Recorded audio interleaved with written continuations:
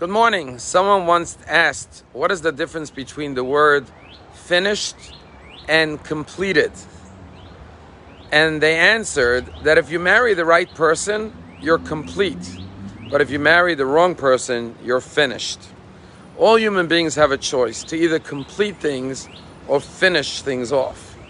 This week's Torah portion concludes the story of the building of the tabernacle. The Jewish people contributed generously, and the talented artisans crafted and designed a beautiful home and dwelling place for God. And a rabbi say that the end of the book of Exodus is a parallel to the beginning of the book of Genesis. The beginning of Genesis, God creates the world, creating a home for mankind to live in. This beautiful world we live in. And at the end of Exodus, we build a home for God, the tabernacle. And every synagogue we build today is a model of the original tabernacle, the home that we built for God. But the rabbis go a step further, and they point out that what happened after God created the world? The world was perfect. Every day God looked at what he created and said, it is good. But right after that, man came along and began to mess up, destroy what God created. First, Adam and Eve ate from the tree of knowledge. Then Cain murdered his brother Abel. Then there was the generation of the flood, which was corrupt. Then there was the Tower of Babel generation, which tried to revolt against God. Then you had the wicked cities of Sodom and Gomorrah. And time and again, man destroys the order and the perfection and the beauty of the world that God created. And so what happens in the book of Exodus? The Jewish people worship a golden calf. They mob up against Aaron, clamor, and insist to build a golden calf out of fear that Moses is not returning. And then they're dancing and they've lost control.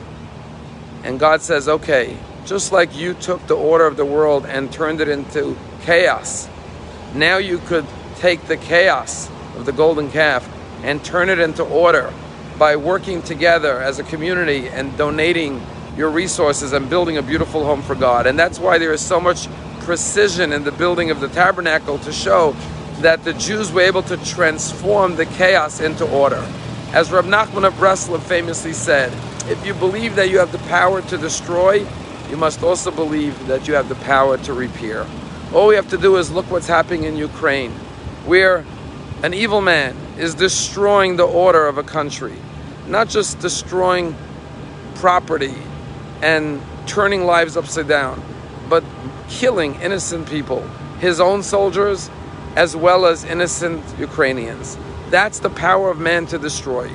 But we have the power as well to build, to create, not just to finish things off, but to complete things and perfect things.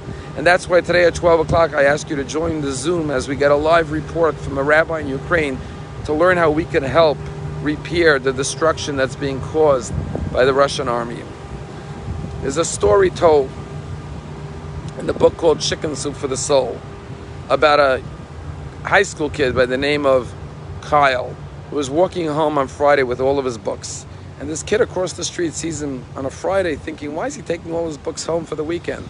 Suddenly he sees a bunch of kids run up to him, shove him on the ground. His books go flying, his glasses goes flying, and they run off laughing. A bunch of bullies.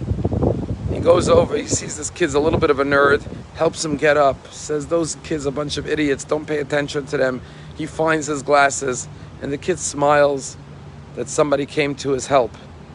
He walks him home and he says, tell me, what are you doing this weekend? And this kid, Kyle, says nothing. He says, I have a good football game we're playing on Sunday, why don't you come? And he invites him to the football game, and they become friends. They become friends throughout high school. At the end of high school, Kyle was the valedictorian, and he gets up to speak at the graduation. He says, graduation's a time to thank your school, your parents, all those who helped you along your journey, but most of all to thank your friends. And I want to thank one particular friend. And he turns to that young man and he says, remember what happened 4 years ago? And he tells the story, how he was walking home with all his books. And he said, the reason I was walking home with all my books was because I was being bullied in school, and I decided I wanted to commit suicide. And I was taking home my books so my mother wouldn't have to come back to the school to clean out my locker. But then you came along and befriended me and lifted me up and invited me to your game. And we became close friends, and I decided I would go on living. And I want to thank you. And Kyle's parents look at this young man with eyes of joy. He says, I want to thank you for rescuing me. Human beings have the ability to ruin and destroy the lives of others, or to rescue, redeem, elevate, perfect, complete the lives of others. That's the story at the end of Exodus. The Jewish people are repairing what they did in Genesis. In Genesis, they brought chaos to an orderly world. At the end of Exodus, after the sin of the golden calf, they transformed chaos into order. Let us hope and pray that we could transform the chaos, what's going on in Russia and Ukraine right now, into order and create a world which is beautiful as God intended it to be. Have a wonderful day.